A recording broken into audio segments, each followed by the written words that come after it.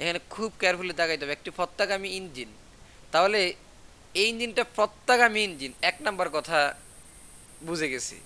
তাহলে এক নম্বরটা কি বুঝলাম, যে এই ইঞ্জিনটা একটা পথগামী ইঞ্জিন। এক নাম্বার কাহিনী শেষ। এক নাম্বার কাহিনীটা কি বুঝলাম বলো তো?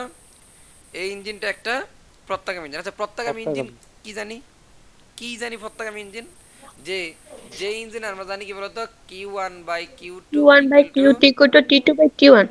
টি ওয়ান বাই টি টু। এন্ট্রপির পরিবর্তন শূন্য হয়। এন্ট্রপি হ্যাঁ, পরিবর্তন অথবা হয় না। আমি যদি বলি যে Q one by T one equal to Q two by T two, অথবা আমি বলতে পারি Q one by T one minus, দেখো, তাও এটা বলতে পারি যে minus Q two by T two equal to কি, শূন্য। তাহলে এটা কিন্তু একটা এন্ট্রপির পরিবর্তন। আমরা জানি এন্ট্রপি এটা হলো প্রথম ধাপে এন্ট্রপি, এটা হলো তৃতীয় ধাপে এন্ট্রপি থাকে, তাই না? তাহলে এন্ট্রপি পরিবর্তনটা কি হয়, শূন্য হয়। তাহলে এই প্রত্যেকটা কথাও কিন্তু আমি লিখতে পারবো চাইলেই, ঠিক আছে? ওকে, তাহলে সেটা আমরা পরে আস্তে আস্তে বুঝে যাব, সেটা বড় ব্যাপার না। একটু খেয়াল করার চেষ্টা করি। এখানে বলতেছে প্রথম প্রশ্ন, আমরা একটু একটা একটা করে প্রশ্ন একটু দেখার চেষ্টা করি। বলতেছে যে অন্তত শক্তি কাকে বলে। আচ্ছা, এগুলা আমরা না করি, বা তোমরা একটু বুঝতে পারবো। আমরা জানি কি, প্রত্যেকটা বস্তুর মধ্যে একটা অন্তর্নিহিত শক্তি আছে যা কাজও সম্পাদন করতে পারে, মানে অভ্যন্তরীণ শক্তি যেটাকে বলা হয়, ঠিক আছে? তো এগুলা তোমরা পারবা। একটু খেয়াল করো, খ নাম্বার কি বলছে, বলছে যে ইঞ্জিন কর্মদক্ষতা ও রেফ্রিজারেটরের কার্য সম্পাদক গুণাঙ্কের মধ্যে পার্থক্য নিম্নরূপ। আমরা জানি দুইটার মধ্যে একটু আলাদা হয়, রেফ্রিজারেটরে যেটা হয় আর এটার বেলায় তার উল্টাটা হয়, ঠিক আছে?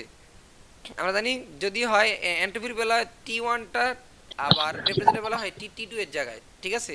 যেমন আমরা জানি কি, এন্ট্রপির বেলা ইটা ইকুয়াল টু আমরা জানি one minus T two by T one into 100%। ভাই আর আপনি কি শিখাচ্ছেন? লেখা তো আসে না। কি বলে লেখা আসে না? লেখা তো আসার কথা। ভাইয়া আমরা আছে। তো হ্যাঁ, সবাই দেখতে পাইতেছো লেখা? জি স্যার। দেখা জি যায়। স্যার, দেখা যায়। ওকে, ঠিক আছে। তাহলে এটা equal to one minus T two by 100%। এটা কার বেলায়? যে কোনো একটা ইঞ্জিনের বেলায় কর্মদক্ষতার সূত্র। কিন্তু আমরা যদি খেয়াল করি যে এই ইয়ের রেফ্রিজারেটরের বেলায় ঘটনা ঘটে কি বলতো, যে কর্মদক্ষতা কিউ ইকুয়াল টু কি বলতো, এখানে হয়ে যায়, এখানে কিন্তু আমরা জানি লেখা যায় T one into T one minus T two, তাই না? এরকম না, ইন্টু 100%। বাট রেফ্রিজারেটরের বেলায় উল্টা, টি ওয়ানটা উপরে আর টি one minus T two into 100%, তাই না? তাহলে এটাই আর কি রেফ্রিজারেটর ও এটার মধ্যে পার্থক্য। এগুলো তো সবাই মোটামুটি পারবা, বা একটু বইটা দেখলে বুঝতে পারবা। এগুলো নিয়ে আমরা সময় লস করতেছি না। একটু খেয়াল করতে হবে এই গণবর অঙ্কটা, এটা নিয়ে অনেকেরই একটু প্রবলেম ছিল।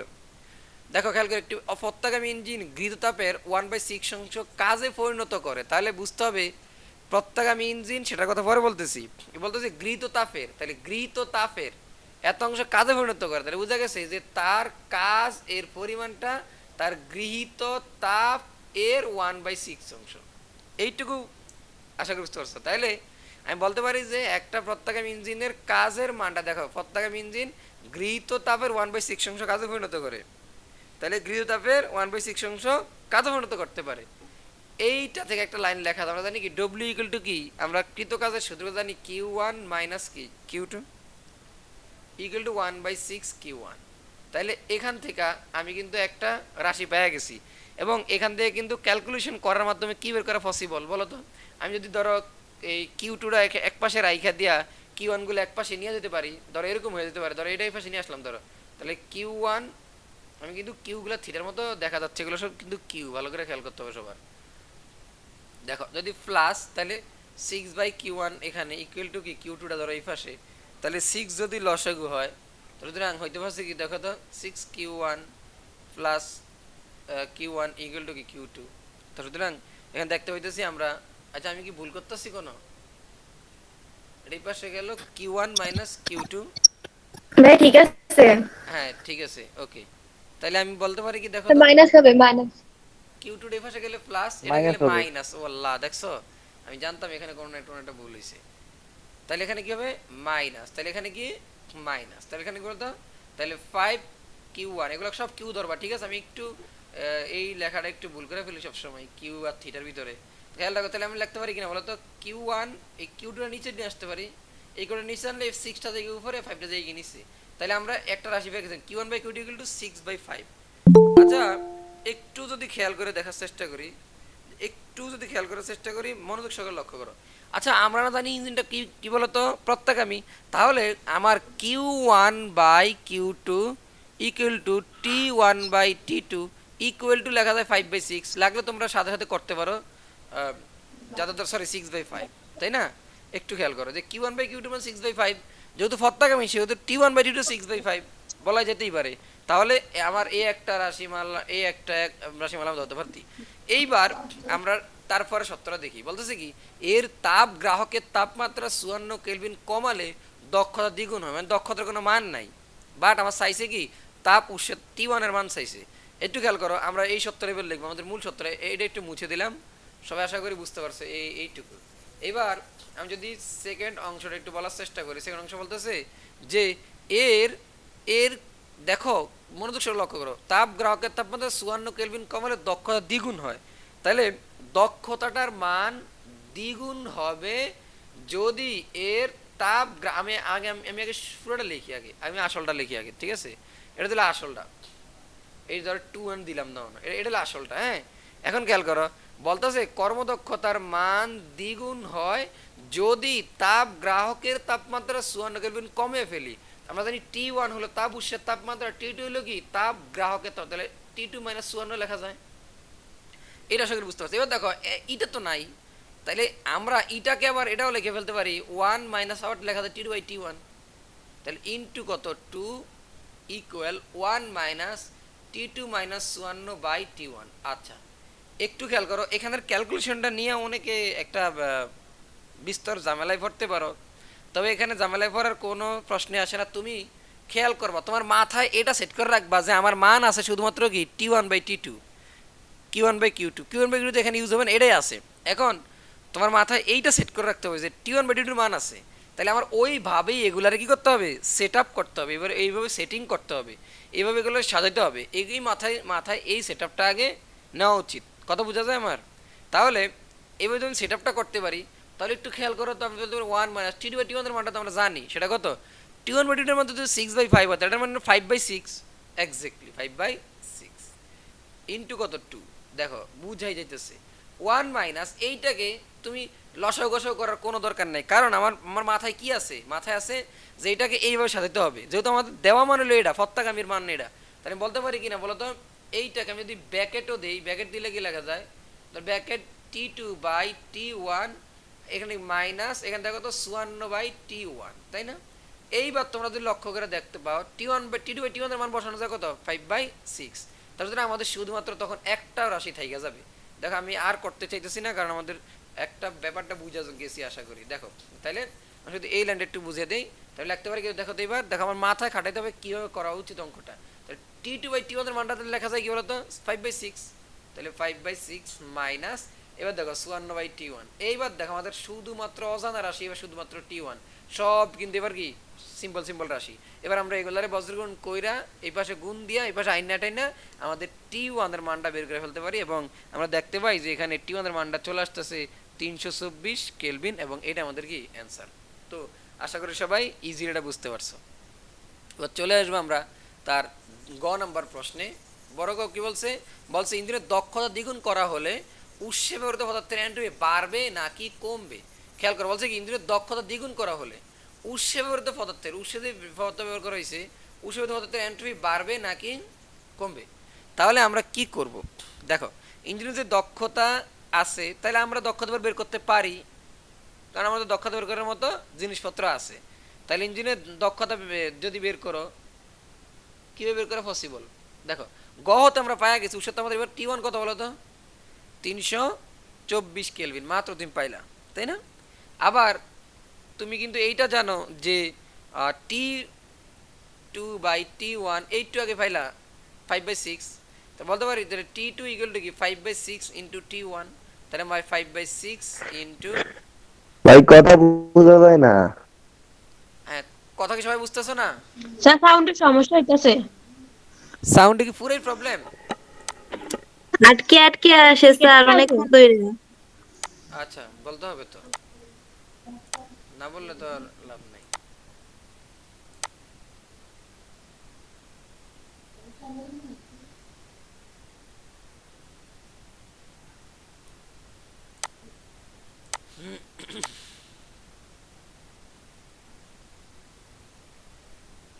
দেখো তো এবার কথা আটকায়। ঠিক না আছে। এখন ঠিক আছে।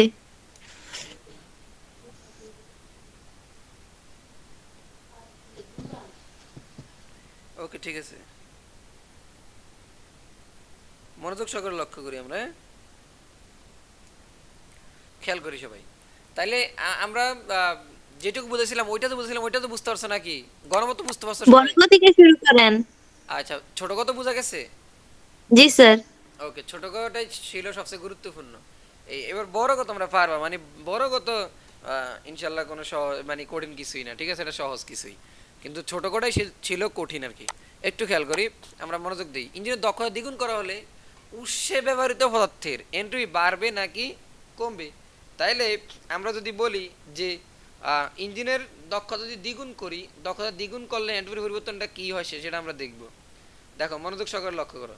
তাহলে ওই যে দক্ষতা দ্বিগুণ করার পরে তো আমরা দেখতেই পাইতেছি T1 এর মান বের করছি, তাহলে এবার T2 মান বের করে ফেলি দক্ষতা দ্বিগুণ করার পরে। আমরা কিন্তু এখন ওই যে আবার দক্ষতা দ্বিগুণ করলে কি হয় সেটা বের করা লাগবে না। T1 T2 কি হয় সেটা তো গতে বের করছি আমরা, একটা তো বের করছি গতে T1 পাওয়া গেছে 324 কেলভিন। আর T2 আমরা বের করে ফেলতে পারি কিভাবে? ওই যে একটু আগে আমরা জানি সূত্রটা কি, T2/T1 ইকুয়াল টু কি বলতো 5/6। তাহলে T2 ইকুয়াল টু কি 5/6 ইন্টু T1। তাহলে 5/6 ইন্টু T1 এর মানটা আমরা বসিয়ে দিই এখানে 324। তো সুতরাং আমরা যদি ক্যালকুলেশন করি তাহলে এখানে দেখো এরকম ক্যালকুলেশনটা তোমরা কিন্তু খুব শর্টকাট করতে পারো, যেমন 5 6 30 আর 24। তাহলে 5 6 30, তাহলে 6 6 24, তাহলে 54 গুণ দিলে এখানে কত হয়? 5 25 200 270 কেলভিন। দেখো তাহলে 270 কেলভিন। তাহলে একটু খেয়াল করো, তাহলে T1 T2 পেয়ে গেছি।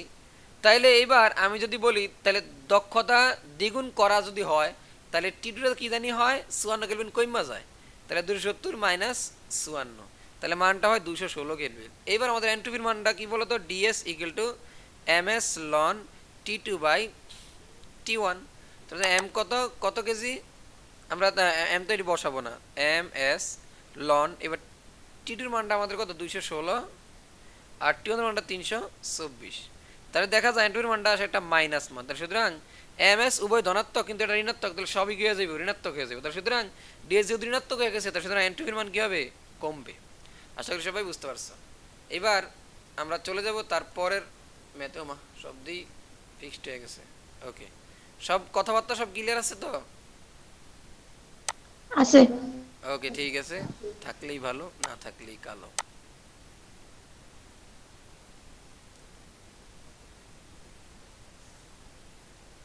দেখো এটাই তো করাইছি।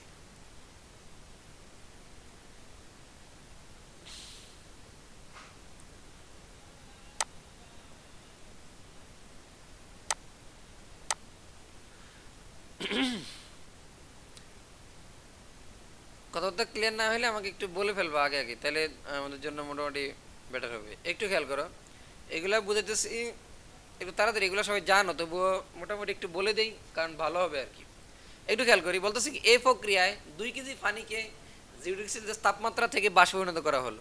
তাহলে এই একটা প্রক্রিয়া, সেটা 2 কেজি পানিকে 0 ডিগ্রি সেলসিয়াস তাপমাত্রা থেকে বাষ্পে পরিণত করা হয়েছে।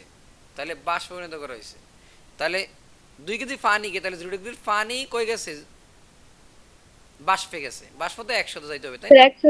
100 বাষ্পে যেতে হবে, তাহলে 0 ডিগ্রির পানি কই নিছে, 100 বাষ্পেতে নিছে। অন্যদিকে বি প্রক্রিয়ায় এগুলো কিন্তু আসতে পারে এবার, ঠিক আছে, একটু লোকালগুলো সবচেয়ে আসতে পারে, জন্য দেখিয়ে দিই, বুঝছো? তাহলে বি প্রক্রিয়ায় 10 ডিগ্রি তাপমাত্রার 5 কেজি পানিকে, এগুলো 5 কেজি, আর এনে কত 2 কেজি, ও 2 কেজি লিখছি, 0 ডিগ্রি তাপমাত্রার 10 ডিগ্রি তাপমাত্রার পানির 5 কেজি পানিটা কই নিছে, 100 ডিগ্রি সেলসিয়াস তাপমাত্রার পানিতে নেওয়া হয়েছে। যদি না হয় তাহলে পানির আপেক্ষিক তাপ এগুলো দেওয়া আছে। এবার ক নম্বর বলছে আপেক্ষিক তাপ কাকে বলে সেটা আমরা সবাই জানি।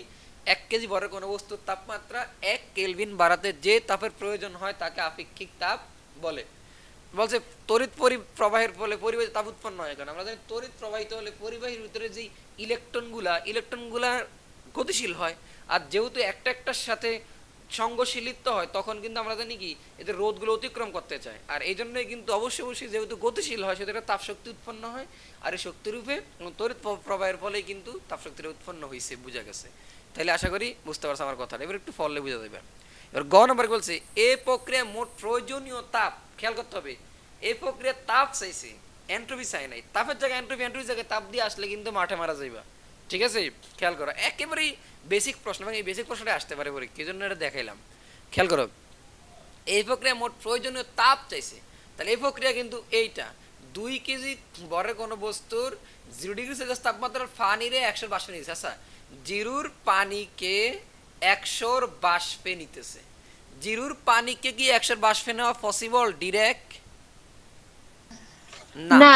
কারণ না। জিরুর পানিকে না নিতে লাগবে। হবে 100 পানিতে, আগে 100 জিরুর ডিগ্রি পানিকে 100 পানিতে, তারপর 100 পানিকে 100 বাষ্পে। তাহলে এখানে দুইটা ধাপে নিতে হবে। তাহলে জিরুর পানিকে আগে নিতে হবে 100 পানিতে, তারপর 100 পানিকে 100 বাষ্পে। এটা আমরা মোটামুটি স্যার সাউন্ড আবার সমস্যা হইতাছে। হ্যাঁ, সাউন্ডটা কি সবার কাছে একই? না না ভাই স্যার ঠিক ঠিক আছে। আছে। ওকে, ঠিক আছে। হ্যাঁ ক্লিয়ার আছে।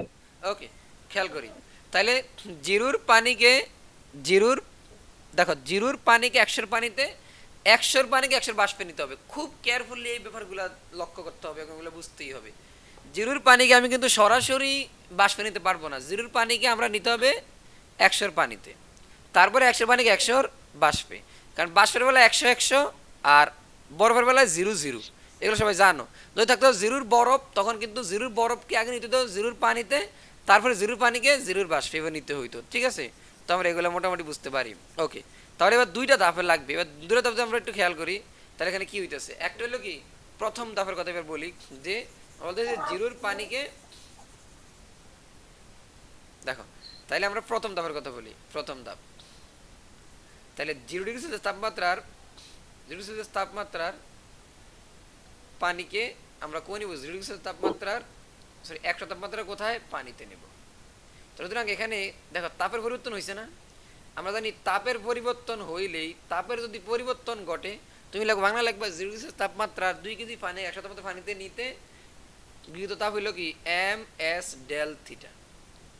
তাহলে এম কয় কেজি, 2 কেজি, এস পানিকে নিচ্ছি, তাহলে সুতরাং 4200, পানির আবেগ 4200, ডেল থিটা তাপমাত্রা এখানে কত 273, তাই না, ওই 0 যোগ 273, আর এখানে কত 373। তাহলে আমরা জানি T2 মাইনাস T1, তাহলে T2 কত 373, মাইনাস এটা কত 273। তাহলে সুতরাং এখানে চলে আসছে প্রথম প্রথম ক্ষেত্রে তাপ। এইবার চলে আসবো দ্বিতীয় ক্ষেত্রে, সেকেন্ড। তাহলে সেকেন্ড ক্ষেত্রে আমরা এবার 100 পানিতে চলে আসছি। এবার 100 পানিকে আমরা নিব 100 বাষ্পে। তাহলে এবার কিন্তু তাপের পরিবর্তন হয় না, হয়েছে সুপ্ত তাপ। তখন হবে আমরা সূত্র জানি এম এল বি, তাই না, বাষ্পে গেলে এম এল বি। তাহলে এম এর মান কত 2 কেজি, এল এর মান কত 2.26 10 টু দি পাওয়ার কত 6। তাহলে এই দুটো মান যোগ দিয়ে দিলেই আমরা যা আসবো সেটাই হলো কি প্রয়োজনীয় তাপ। শেষ। কোন প্রক্রিয়া বিশৃঙ্খলার মান বেশি, এন্ট্রপির মান বেশি? তাহলে এই ক্ষেত্রে 2 বারে হবে, এই ক্ষেত্রে কয়বারে হবে, একবারে হবে। 100 ডিগ্রির পরে চাইছে কি, 100 ডিগ্রির পানি 10 ডিগ্রি তাপমাত্রার পানিকে 100 তাপমাত্রার পানিতে, ও এবার হবে এক দাফে। দ্বিতীয়বার এক দাফে, প্রথমবার কত হবে 2 দাফে। তাহলে দেখবা 2 দাফে, দেখো প্রথম বেলায়, দেখো প্রথম এই দাফে হইব কি বলতো M S loan T2 by T1, তাই না, সূত্রটা M S loan T2 by T1। দ্বিতীয় দাফে হবে এম এল বি বাই কত টি। এটা হলো প্রথমটার বেলায়। দ্বিতীয়টার বেলায় 10 ডিগ্রি পানি 100 ডিগ্রি পানিতে নিলে 10 ডিগ্রির পানি নিব 100 ডিগ্রির কোথায়, পানিতে। সুতরাং যেহেতু তাপমাত্রা পরিবর্তন হবে, তাহলে হবে M S loan T2 by T1। কেউ বলো তো M S loan T2 by T1, যেখানে আমরা বলতে পারবো যে এম এর মানটা কত বলে দিতেছে 5 কেজি, এম এর মানটা কত বলে দিতেছে 5 কেজি। খেয়াল করো, বলতে পারি যে এম এর মানটা কত কেজি, 5 কেজি, আর এস কত 4200 ওয়াটার যেহেতু নিচ্ছে। লন T2 বাই T1, এই যে 100 জন্য তো কত 373, আর যাচ্ছে যাচ্ছে তাহলে কি 283। সুতরাং 2 ধাপে এন্ট্রপির মানগুলো তুলনা করে দিলেই অঙ্কটা শেষ। আশা করি সবাই এটা বুঝতে পারছো। ঠিক আছে, এটা একেবারে বেসিক অঙ্ক, আশা করি ক্লিয়ার। এটা নিয়ে প্রবলেম হওয়ার কথা না।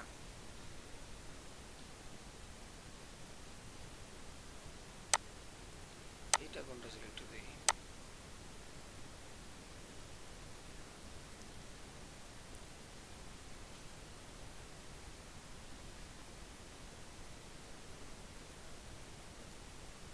আচ্ছা, এটা তো করাইলাম, এটা কয়বার আই গেলাম,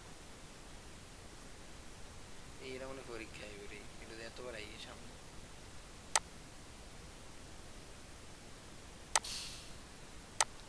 একটু খেয়াল করো, এগুলো তোমরা জানো, তবু আমি আবার মনে করে দিচ্ছি, বা অনেকে অনেকে পারো, ঠিক আছে, একটু মনে করে দিতেছি, আমি বললে আবার একটু খেয়াল থাকো ভালো।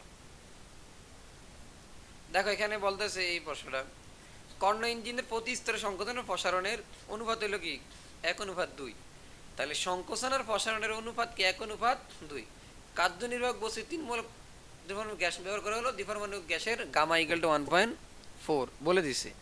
তাহলে একটু খেয়াল করি, তাহলে কার্নো ইঞ্জিন কাকে বলে এটা তোমরা সবাই ভালো করেই জানো, যে কার্নো ইঞ্জিন কারে কয়, সেটা নিয়ে কথা বলার কোনো দরকারও নাই। একটু খেয়াল করি, এইবার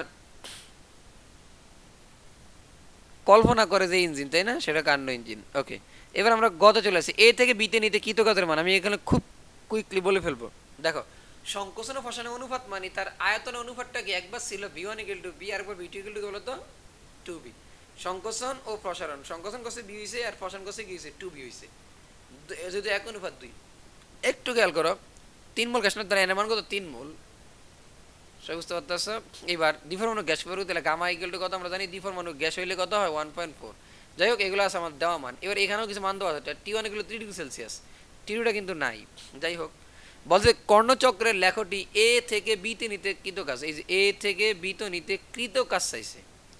তাইলে সবাই এই সূত্রটা খুব ভালো করে জানি, ডব্লিউ ইকুয়াল টু কি n R T ln B2 by বি1। যেহেতু বি1 আর বি2 মান দেওয়া আছে, তাহলে এটা বসাবো। চাপ তো থাকলে p1 বাই p2, ঠিক আছে, তারপরে থাকলে t2 বাই t1, এগুলো সবাই জানো। যদি এখানে এনআরটি না দিয়া পিভি চাপ দিত, আয়তন দিত, তখন আমি এনআরটির বদলে কি বসাতাম, পিভি বসাতে পারতাম। তাহলে এন এর মান আছে, আর এর মান আমরা জানি 8.314 বসাবো, আর টি এর মান 303 কেলভিন, বি2 আর বি1 বসাই দিলাম, আমাদের কৃতকাজের মান চলে আসলো। সবাই এটা পারি, ঠিক আছে, আশা করি সবাই বুঝতে পারছো এই অঙ্কটা। যদি এখানে আমার এই ধাপে চাইতো বি থেকে সি ধাপে, তখন অবশ্যই চাপের মান দিয়ে দিত, বাকি সেটা মান দিয়ে দিত। এবার আমরা একটু খেয়াল করি, এই ধাপেটা বলি, আমরা ধরো বললাম বি থেকে সি ধাপে কাজের মান কত, তাহলে আমরা সূত্র বলতে পারি, দেখি তো বলো তো, কে কে পারবা, মূল সূত্র বলো। এমসিবিডিটি। হ্যাঁ, এন সিবিডিটি। তাহলে এন সিবির মানটা আমরা জানি কি হবে, R by gamma minus R 1। By lambda minus R by gamma minus 1, আর ডিটি হলো কি, বলো তাড়াতাড়ি। 1 মাইনাস T1 গামা মাইনাস টি2। এখানে টি1 মাইনাস টি2 নাকি টি2 মাইনাস টি1, ভালো করে বলো, ভুল করলে খবর আছে। T1 minus T2 হ্যাঁ T1 T1 minus T1 হ্যাঁ, এখানে হবে টি2 No. টি2 মাইনাস টি1 হবে। টি2 মাইনাস টি1। হ্যাঁ, টি2 মাইনাস টি1 হবে। আমি যদি 1 মাইনাস গামা লিখতাম, তাহলে হয়তো টি1 মাইনাস টি2, তাই না? এটা ভালো করে খেয়াল করতে হবে। তাহলে আমার মানগুলা, মাল মশলা রেডি আছে, মানগুলা বসাই দিমু, চলে আসবে, ঠিক আছে, এটা খুব ভালো করে খেয়াল করতে হবে। হ্যাঁ, ওকে,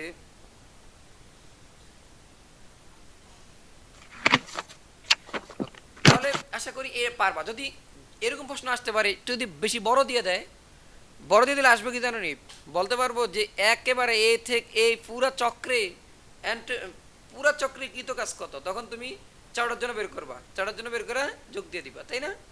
আশা করি বুঝতে পারছো। তবে আমরা জানি যে সাইডের জন্য বের করলে এই বিসি দাফে আর এডি দাফেরটা কি হয়ে যায়, শূন্য হয়ে যায়, কারণ ওই যে টি2 টি1 আর শূন্য, তাহলে তখন কিন্তু তুমি চাইলে এই এ বি আর সিডি দাফে যা হয় তাই আমাদের কৃত কাজের মান। সবাই আশা করি এটা বুঝতে পারছো।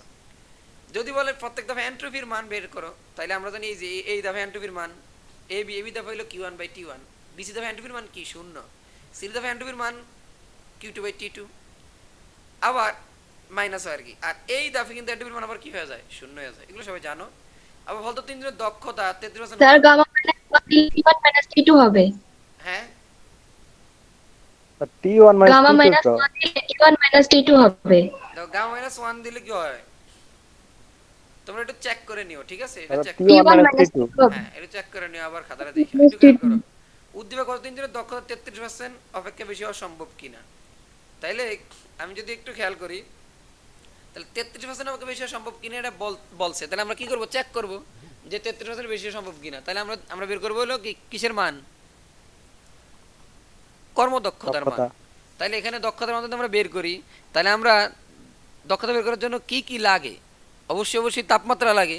তো দেখা যায় এখানে T1 আছে বাট T2 টা কি নাই, এখানে T1 আছে T2 নাই, তবে আমাদের কিন্তু ওই যে একটা ক্লু আছে, আয়তন কি হয়েছে সংকোচন বসানোর ফলে দ্বিগুণ হয়েছে।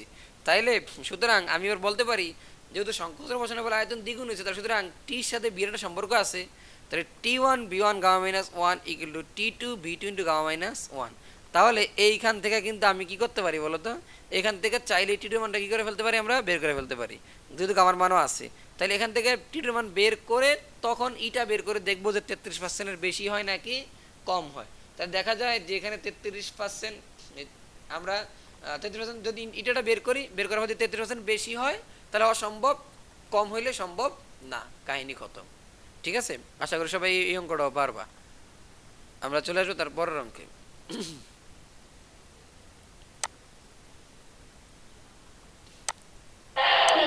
দেখো তারপর পরের অঙ্ক যদি করার চেষ্টা করি, দেখো একটার উপরে বেশি, এটা নিয়ে একটু কথা বলতেছি, একটু খেয়াল করো, আমরা আর এটা 2-3টা অঙ্ক করে শেষ করে দিব এই অধ্যায়ের। দেখো প্রথম কথা, চিত্রপথ শুধু পি ও কি সিলিন্ডারের ঘর্ষণহীন পিস্টন দ্বারা, এই ঘর্ষণহীন পিস্টন দ্বারা 2.5 বায়ুমণ্ডল চাপে, তাহলে সুতরাং বোঝা গেছে 2.5 অ্যাটমসফিয়ার চাপে ও এত তাপমাত্রায়, তাহলে এটা হলো তাপমাত্রা এত 3 গ্রাম হিলিয়াম গ্যাস। এই 3 গ্রাম থাকলে W/m দিয়ে কাজ করতে হবে, সেটা তুমি ভালো করেই জানো তাই না। তাহলে W/m দিয়ে হিলিয়াম গ্যাস আণবিক ভর দিয়ে কাজ করতে হবে, এর মানটা তাই না, এটা সবাই মোটামুটি জানো, এটা নিয়ে কথা বলার দরকার নাই। N equal to W/m। আবার এই 3 গ্রাম কিন্তু এর মান বসে দিলে 3, তাহলে কিন্তু একে মাঠে মারা যাবে তাই না, সবাই এটা কিন্তু মোটামুটি বুঝতে পারো। এবার একটু খেয়াল করো, তাইলে এবং বলতেছে কি যে পি সিলিন্ডারের তাপ কি সুপরিবাহী আর কিউ সিলিন্ডারের তাপ কুপরিবাহী।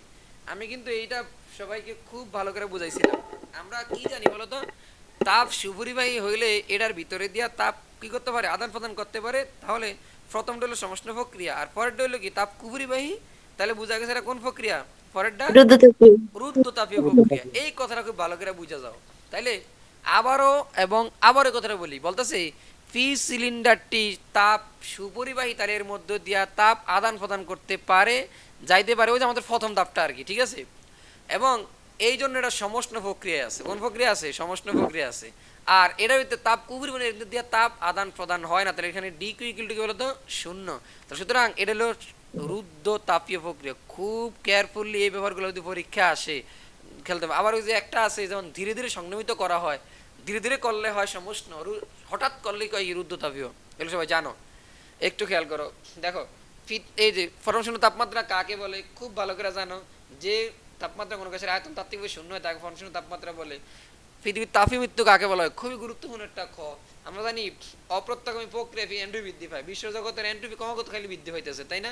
এই বৃদ্ধি বৃদ্ধি বৃদ্ধি বৃদ্ধি হইতে এমন একটা অবস্থায় হইতেছে, দেখা যাবে যে আমাদের মরুভূমির গড়টর গইলা মইলা সব আমরা মরে যেতে পারি, ঠিক আছে। এমন অবস্থাও কিন্তু হয়ে যাইতে পারে, এবং কোন এমন অবস্থা হবে যে শক্তি সরবরাহ অক্ষম হয়ে যাবে, জন্য পৃথিবীটা তাপীয় কি হবে, মৃত্যু হইতে পারে। এটা সব একটু ভালো করে পড়ে নিবা। খেয়াল করো, ইউ সিলিন্ডারের চূড়ান্ত তাপমাত্রা বের করো, খুবই গুরুত্বপূর্ণ একটা প্রশ্ন, ভালো করে খেয়াল করো। আমরা যদি একটু লক্ষ্য করে দেখি যে এখানে বলতেছে কি যে পি ও কিউ সিলিন্ডারের কখন আসে, রাত্রে করে আসে ক্লাসে, দেখো খেয়াল করো। তাহলে এখানে আমাদের কি কি মান দেওয়া আছে, বলছে পি ও কিউ সিলিন্ডারের ঘর্ষণ পিস্টন দ্বারা এত মন্ডল চাপে, তার মধ্যে চাপ দেওয়া আছে দেখা যায়, তাহলে তাপমাত্রা আছে, চাপ আছে, P2 = 1 অ্যাটমসফিয়ার আছে। এ বলতেছে কিউ সিলিন্ডারের চূড়ান্ত তাপমাত্রা, আর কিউ সিলিন্ডারটি তাপকুরি পদার্থের দ্বারা তৈরি। একটু খেয়াল করো, আমাদের যেই মানগুলো দেওয়া আছে সেগুলো আমরা একটু উল্লেখ করার চেষ্টা করি।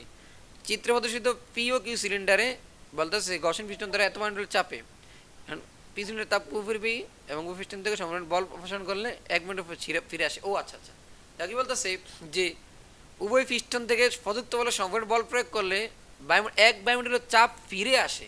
তাইলে আমরা বলতে পারি যে P1 = 2.5 অ্যাটমসফিয়ার। এই যেই চাপটা সে ফেরত পাঠায় সেটা হলো 1 অ্যাটমসফিয়ার, এই যে লিখে দিছে তাই না। এবার খেয়াল করো, এখানে আমাদের তাপমাত্রা T1 অবশ্যই জানি 27 ডিগ্রি সেলসিয়াস, মানে কত 300 কেলভিন। এবার আমাদের বের করতে হবে অবশ্যই T2, তাহলে চূড়ান্ত তাপমাত্রা T2 চাইছে। তাহলে সুতরাং আমরা জানি পি আর টি এর লগে সম্পর্কটা কি হবে, T1 1 minus gamma equal to T2 P2 1 minus gamma by gamma. তাহলে এখান থেকে আমরা কিন্তু ক্যালকুলেশন করার মাধ্যমে কি বের করে ফেলতে পারবো, T2 মানটা বের করে ফেলতে পারবো। তো আশা করি এই অঙ্কটা সবাই বুঝে যাচ্ছ। ঠিক আছে, এটা কি বুঝতে পারছি আমরা? বুঝে গেছে? ও, তোমরা বলতে পারো এখানে গামার মান কত? হোয়াট ইজ দ্য গামার মান অফ দিস অঙ্ক? বলো তো গামার মান কত এখানে? হ্যাঁ বলো তো 1 পয়েন্ট। 1.33 41 আবার ভালো করে 3 পড়ো, পুরোটা পড়ো, তাহলে বলো। এই যে আমি একটু ক্লু দে, এটা ও না হিলিয়াম। Sorry, helium. হ্যাঁ কত? কথা তো হ্যাঁ, তাহলে তো দ্বিপারমাণবিক। না 1.63 হিলিয়াম ওই যে হ্যালোজেন গুলা, হ্যালোজেন মানে ইয়া sorry, নিষ্ক্রিয় গ্যাস গুলা, হিলিয়াম, নিয়ন, আর্গন, ক্রিপ্টন, জেনন, রেডন কত জানি হয়? 1.4 1.63 হিলিয়াম, নিয়ন, ফোরনই তো। 1 point হিলিয়াম, নিয়ন, আর্গন, ক্রিপ্টন, জেনন, রেডন। আমি বলছিলাম না যে এগুলো হলো কি ধাতব। এগুলো তো এক পরমাণু হবে, কারণ এগুলো তো বিক্রিয়া করবে না। আমরা জানি যে এটা হলো কি এজন্য বলতো ধাতব, 1.6 ধাতব, ঠিক আছে। আমরা জানি যে হিলিয়াম, নিয়ন, আর্গন, ক্রিপ্টন, জ্যানন, রেডন এগুলা হইলে এগুলার মান হইলো এক পরমাণু। এগুলা কি এক পরমাণু আকারে ক্রিয়া তাহলে করে 1.6 এবং হবে 1.67 এর মান কত? 63 1.67। এখানে গামার মান তাহলে 1.67। এই যে 67 হিলিয়াম আছে এখানে, হিলিয়াম, হিলিয়াম, নিয়ন, আর্গন এই গ্যাসগুলো থাকলে আমরা দিব কি 1.67, মানে এক পরমাণু গ্যাস। তাহলে এখান থেকে আমরা টি2 বের করে ফেলতে পারলাম। তাইলে আমরা জানি গ নাম্বার শেষ হয়ে গেল। এবার আমরা গ নাম্বার দেখি একটু। হিলিয়াম গ্যাস দ্বারা উভয় হিলিয়াম গ্যাস দ্বারা সম্পাদিত কাজের অনুপাত এত তো হবে কিনা। খুব সুন্দর একটা প্রশ্ন, ঠিক আছে, খেয়াল করো। তাহলে আমরা জানি উভয় ক্ষেত্রে যেহেতু, তাহলে পি ক্ষেত্রে কিউ ক্ষেত্রে। আচ্ছা পি ক্ষেত্রে জানি কি পরিবর্তন, কি পরিবর্তন? সমষ্ণ পরিবর্তন। পি ক্ষেত্রে কোন পরিবর্তন? সমষ্ণ। রুদ্ধতাপ কিউ। হ্যাঁ রুদ্ধতাপীয়। এই যে পিটা কিউ বলছি রুদ্ধতাপীয়, আর পি সমষ্ণ। পি হলো সমষ্ণ আর কিউ কি রুদ্ধতাপীয়। রুদ্ধতাপীয়। আমি তো এটাই বলতেছি বারবার, পি কি সমষ্ণ। তাহলে পি এর বেলায় কাজের মান কি? W of P N R T ln B2 by P one, তাই না? এখানে ওটা তো কাজ করতে পারো তুমি, পি1 বা পি2 দিয়ে কাজ করতে পারো, কারণ একই হবে মান। একটু খেয়াল করো। বা আমি লিখতে পারি কি, যেহেতু এখানে আয়তন মান কি আছে, আয়তন মান নাই, তাহলে পি1 বা পি2 দিয়ে কাজ করি। ঠিক আছে, আমি তো তোমাকে তাহলে তাহলে লিখতে লাইছি। দেখো তাইলে খেয়াল এদিকে ফি দিয়ে হইব। হ্যাঁ, কারণ এখানে যেহেতু চাপ আছে, আমাদের মান, চাপের মান দেওয়া আছে, তাহলে আমি বলতে পারি কি বলতো, পি1 বাই পি2। উপরে খুব P1 কেয়ারফুলি খেয়াল করবা তুমি, বি2 বাই বি1, তার মানে এখানে পি1 বাই কি পি2, কথা খেয়াল করে রাখবা কিন্তু এখানে। আবার পি2 বাই পি1 দিয়ে একেবারে অঙ্কের 12টা বাজিয়ে দিও না। এন এর মান, এন এর মান কিন্তু দেয় না, 3 মোল গ্যাস বানায়, তাহলে 3 গ্রাম।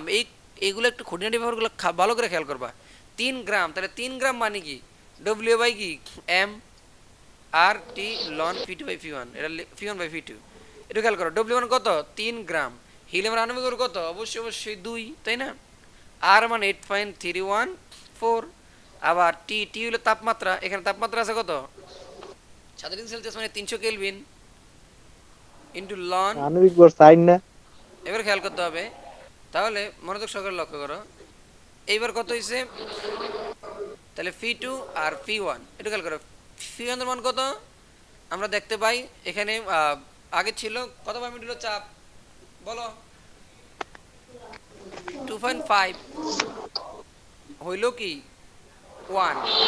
তাহলে এটাই হলো আমাদের কি মানে ফির জন্য কাজের মান। এবার আমাদের কিউর জন্য কি জন্য বলো তো? তাপমাত্রা বের করতে হবে, চূড়ান্ত তাপমাত্রা। একটু খেয়াল করতে হবে। তাহলে কিউর জন্য ডব্লিউ, স্যার হিলিয়ামে আণবিক ভর কি 4 হইব না নাকি 2? কোনটা? হিলিয়াম। সাইন নাই 4 এখানে কি হিলিয়াম He2। 4 He2 জীবনও দেখছো নি, তুমি মরে গেলেও দেখবা না He2, জীবনও দেখো না, মরে গেলেও দেখবা না He2। ঠিক আছে, হিলিয়াম কি কারোর সাথে আইসা বন্ধন সৃষ্টি করব? এতে নিষ্ক্রিয় গ্যাস, এর হলো নোবেল গ্যাস, রাজা গ্যাস। ঠিক আছে, এই আবার এই আবার কীর্ত সমাজ বন্ধন সৃষ্টি করতে দিবা তো একেবারে ধ্বংস করে সাইড দিয়ে এখানে অ্যান্সারটারে। খেয়াল করবা, হিলিয়াম কোন সময় He2 হয় না, এটা হিলিয়াম আকারেই থাকে, এই জন্য কিন্তু এক পারমাণবিক। আর He2 মানে তো 2 পারমাণবিক স্যার হয়ে যেত। শুধু হিলিয়ামের তো 4 গ্রাম।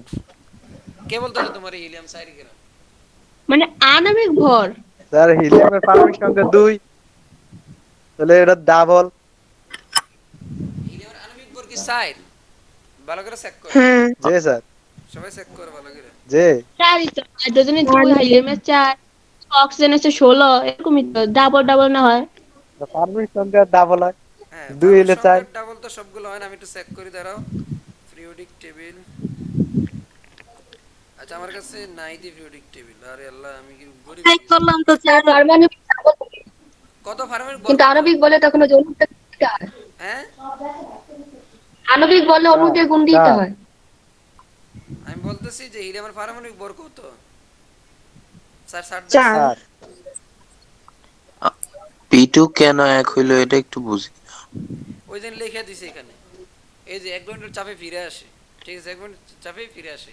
ও আচ্ছা, ঠিক আছে, তাহলে এখানে 4 হবে। ওকে, ঠিক আছে, এখানে আমাদের 4 হবে। এখানে আমারও আমি তাহলে তাহলে লিখে ফেলাইছি ওই ইয়েটা দেখে দেখে। তাহলে 3/4, তাহলে এটা মানটা বসাই দিলাম। এই যে 1 হইছে কারণ 1 পয়েন্টের চাপ। এবার আমরা কিউটটা একটু বলি। কিউটটা আমরা সবাই জানি কি জানো বলো তো, যে সিবি ইন্টু টি2 মাইনাস টি1, তাই না? তাহলে আমরা জানি কি সিবি ইন্টু কি টি2 মাইনাস টি1। আচ্ছা আমরা এবার বলি টি2 হয়েছে তো।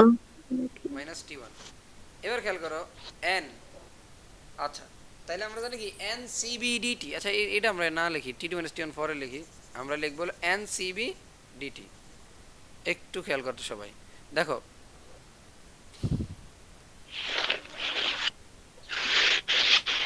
তাহলে এখানে কি হবে এন সিবি ডিটি। তাইলে আমরা জানি এন লেখা ডব্লিউ বাই কি এম, আর সিবি এর মানটা কি হবে বলো তো, gamma R by by 1 R by gamma R minus R by gamma minus 1 into T two minus T one, ঠিক আছে, এটাই হবে। এখন তো মাইনাস টি টু না। হ্যাঁ না, এখানে টি2 মাইনাস টি1 হবে, সবাই একটু ভালো করে খেয়াল করো তোমরা। জি না স্যার টি1 মাইনাস টি টু হবে, বই থেকে দেখছি। আমার কাছে T1 মাইনাস T2 এইভাবেই তো করাইলেন, গামা মাইনাস 1 দিলে। 1 মাইনাস গামা দিলে শোনো টি2 মাইনাস টি1 হয়। গামাটা পরে দিলে টি2 আগে। হ্যাঁ হ্যাঁ 1 মাইনাস গামা দিলে টি2 মাইনাস টি1 হবে। হ্যাঁ, এখানে একটু খেয়াল করো, এখানে সিবি যদি থাকে এখানে তোমরা ভালো করে মিলিয়ে নিবা, ঠিক আছে। টি2 এর মানটা এখানে কত বলো তো, আমরা দেখতে পাই যে আমাদের কত কত হয় দেখো তো, টি1 ইকুয়াল টু কত কেলভিন, 300 কেলভিন। আর টি2টা আমরা আমরা পাইছি গ থেকে কত পাইছি দেখো, 433.285 কেলভিন, ঠিক আছে। তাহলে আমরা যদি বলি তাহলে ডব্লিউ বাই এম, তো ডব্লিউ কত 3 আর এখানে কত 4, আর হলো 8.314, গামা ইকুয়াল টু কত 1.67 মাইনাস 1। আর এখানে আমরা যদি দেখতে পাই,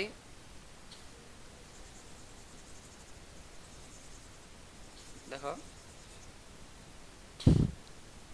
তাহলে এখানে মানটা হবে 4433.285 মাইনাস কত 300। তাহলে এটাই হবে আমাদের কি অ্যান্সার। এবং আমরা দেখব যে দুইটার বেলায় কাজের মানটা কি না সমান না, ঠিক আছে, এটাই হবে। তোমরা সবাই ভালো করে মিলিয়ে নাও, আর জায়গায় পছন্দ না হয় তারা নিজের মতো করে দিতে পারো, কোনো সমস্যা নাই। তাহলে W by R by gamma minus 1 লিখলে আমরা জানি কি টি2 মাইনাস টি1। তাই এটা পরের স্যার বইয়ে যেটা আছে ওইটাই তো বললাম। আগের তাপমাত্রা, ঠিক আছে, এটা হলো কি আর বাই গামা মাইনাস 1 টি2 মাইনাস টি1 এভাবে হবে। ওকে, আমি যেটা লিখছি সেটাই হবে। আচ্ছা, তারপরে যদি আমরা এগুলো একটু দেখি,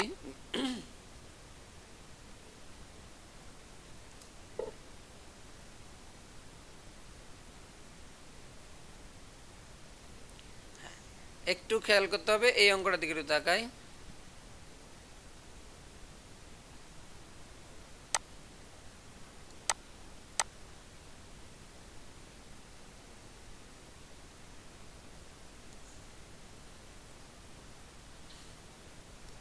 দেখো এখানে কি বলতেছে, বলতেছে কর্ণচক্র কি সেটা তোমরা জানো, সবাই ভালো করে জানো। আর কর্ণ ইঞ্জিনকে প্রত্যাগামী ইঞ্জিন বলা হয় কেন সেটা তোমরা ভালো করে জানো, ঠিক আছে। এইবার আসো, এখানে বলতেছে কি 1 মোল আদর্শ গ্যাসের জন্য এই বি অংশে কৃত কাজ বের করো। তাইলে আমরা যদি এই 1 মোল আদর্শ গ্যাসের জন্য 1 মোল বলতেছে, 1 মোল আদর্শ গ্যাসের জন্য এই বি কৃত কাজ, তাহলে এ থেকে বিতে কৃত কাজের মানটা আমরা সবাই একটু আগে ভালো করে শিখছিলাম আমরা এবং ভালো করে জানি। ডব্লিউ ইকুয়াল টু কি এন আর টি 1, যেহেতু এখানে 1 টি 1 লন বি2 বাই বি1। তাহলে এখানে আমরা অ্যান্সারটা বের করে ফেলবো এবং আমাদের মানগুলো সবই দেওয়া আছে, বি2 দেওয়া আছে, বি1 দেওয়া আছে। আচ্ছা একটু খেয়াল, এই যে আয়তনের মানগুলা এখান থেকে, এখানে টি দিব কারণ টি তো নাই। হ্যাঁ ও না, দিয়ে দিছে, ঠিক আছে। হ্যাঁ এই দেখুন এ থেকে বি অংশে কৃত কাজ, একটু খেয়াল করো এখানে কিন্তু এই যে এটা একটা আয়তন, এটা একটা কি আয়তন, তাহলে বিটি হবে 20 আর বি1 হবে কি 10। আর টি1 এর মান তো আমরা জানি এই 400 বলে দিয়েছি, আর এম 8.31 আর এন তো 1 মোল, তাহলে সুতরাং বসিয়ে দিলে আমাদের গ চলে আসলো, সবাই ভালো করে বুঝতে পারছো। এইবার খুব কেয়ারফুলি তাকাইতে হবে। এইবার আমাকে কি বলছে, বলছে তাসিনের বিশ্লেষণটি সঠিক ছিল কিনা এন্ট্রির উত্তর সাপেক্ষে ব্যাখ্যা করো। এ বলছে কি, তাসিন বলতেছিল কি যে তাসিন লেখকের চক্র বিশ্লেষণ করলো, সে বললো এটা একটা কর্ণর চক্র, সে বললো এটা একটা কর্ণর চক্র।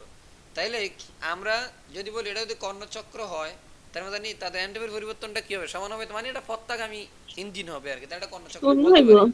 তাইলে আমরা কিউ1 বাই কিউ2 কিলো টি1 বাই টি2 বের করতে হবে। তাহলে আমার টার্গেট কি কি বের করা বলো তো, টি1 বাই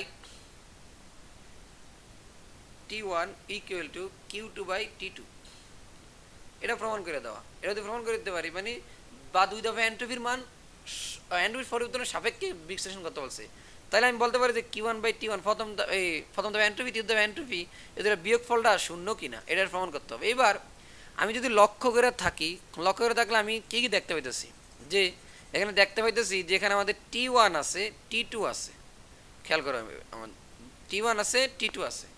তাইলে এখানে আমাদের যেগুলো বের করতে হবে সেটা সেটা হলো কিউ1 তো নাই, আর এখানে কিন্তু আমরা দেখতে পাচ্ছি কিউ2 কি নাই। আচ্ছা আমরা দেখতে পাই যে কিউ1 কিন্তু আমরা বের করে ফেলছি অলরেডি, এবং সে কৃত কাজ আমরা জানি এই অংশের কৃত কাজ ডব্লিউ, আর সেইটুকু কিন্তু সে তাপ কি করে গ্রহণ করে। তাইলে আমরা দ্বিতীয় অংশে যদি বলি, তাহলে দ্বিতীয় অংশের কৃতকাজের মানটা আমরা বের করে ফেলতে পারি, আর সেটা কিন্তু আমরা বজ্রীয় তাপটা হিসেবে সেইটুকু বর্জন করে। আচ্ছা তাইলে তৃতীয় অংশ যদি কথা খেয়াল করো, সি থেকে ডিতে, আমি কিন্তু এটা শিখাইছিলাম তোমাদেরকে, তবুও এবং তোমরাও পারো, এটা এটা নিয়ে টেনশন করার কিছুই নাই। তাহলে আমাদের তৃতীয় অংশ যদি হয়, তাহলে ডব্লিউ কিউ2, আমি বলতে পারি এরকম যে কিউ2 ইকুয়াল টু ডব্লিউ কি 3।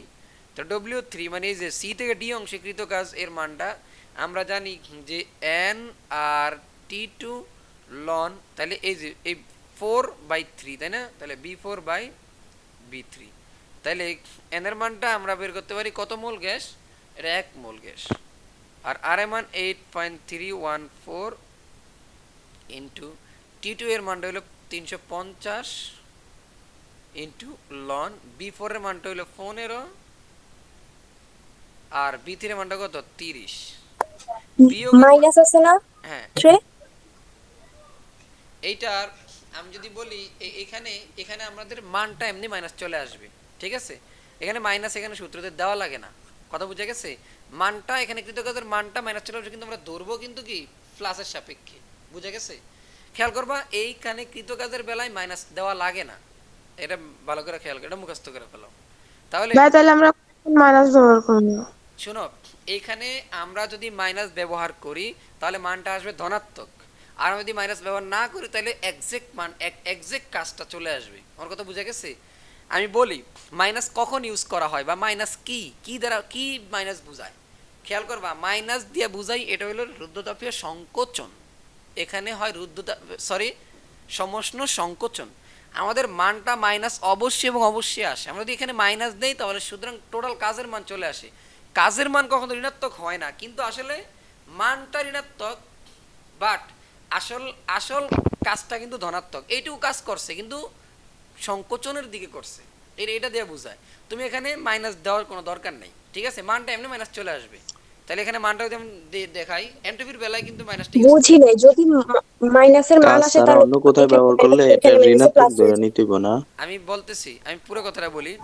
এখানে যদি আমরা মানটা এখানে মাইনাস, এখানে যদি মাইনাস লিখি সূত্রতে কিন্তু এক্স্যাক্টলি কোনো মাইনাস নাই, সূত্রে কিন্তু এক্স্যাক্টলি কোনো মাইনাস নাই, কিন্তু আমরা এখানে মাইনাস আছে। হ্যাঁ আমি যদি মাইনাসটা ইউজ করি, খেয়াল করো মাইনাসটা ইউজ করলে মানটা কি আসবে প্লাস।